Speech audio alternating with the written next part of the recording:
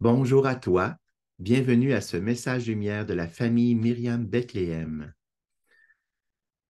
Aujourd'hui, dans l'Évangile, Jésus nous donne des conseils pour toute notre vie.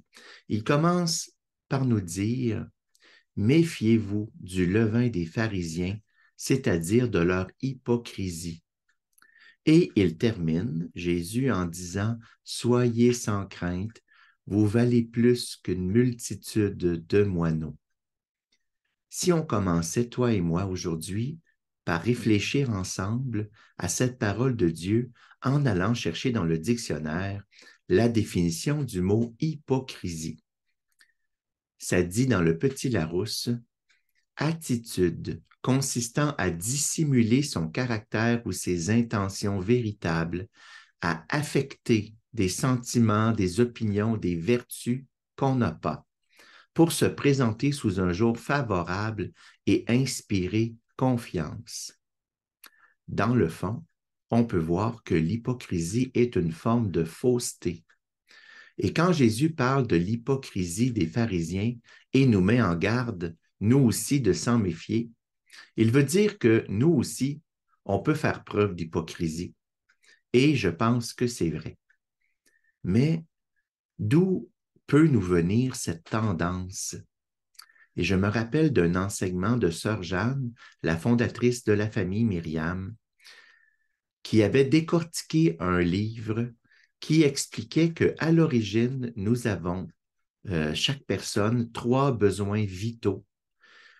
Celui de vivre, d'aimer et d'être fécond. Mais que le péché originel avait courbé ou déformé ces 3 besoins pour arriver aux besoins désordonnés de posséder, de briller et de gérer.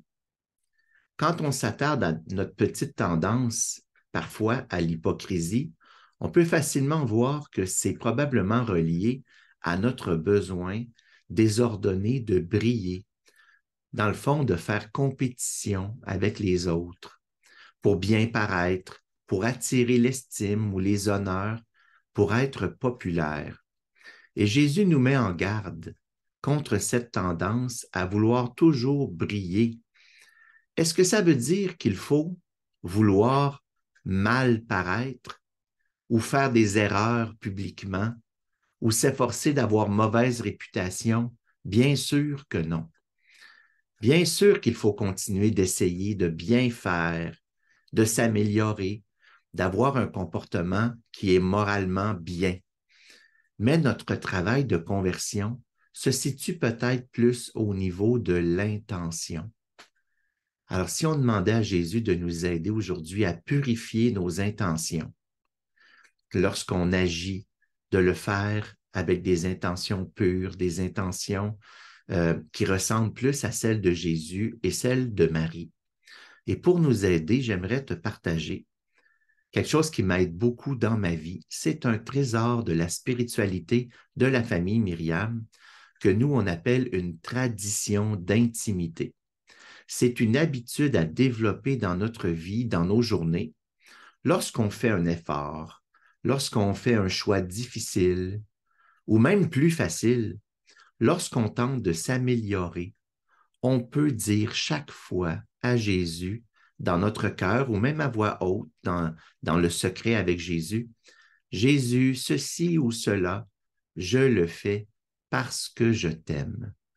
Parce que je t'aime, j'accueille la pauvreté, j'accueille le dépouillement. Parce que je t'aime, j'accueille d'avoir un service à rendre. Parce que je t'aime, Jésus, je renonce à telle action, telle parole qui me ferait bien paraître. C'est une prière, dans le fond, cette tradition d'intimité qui peut facilement s'incarner dans notre vie.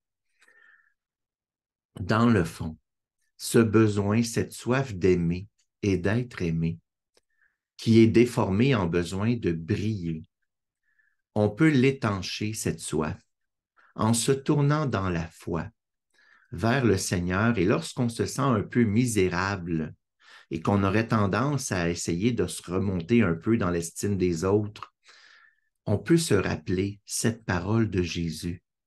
Soyez sans crainte, vous valez plus qu'une multitude de moineaux.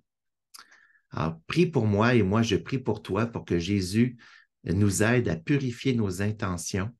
Au revoir et à bientôt. Jésus.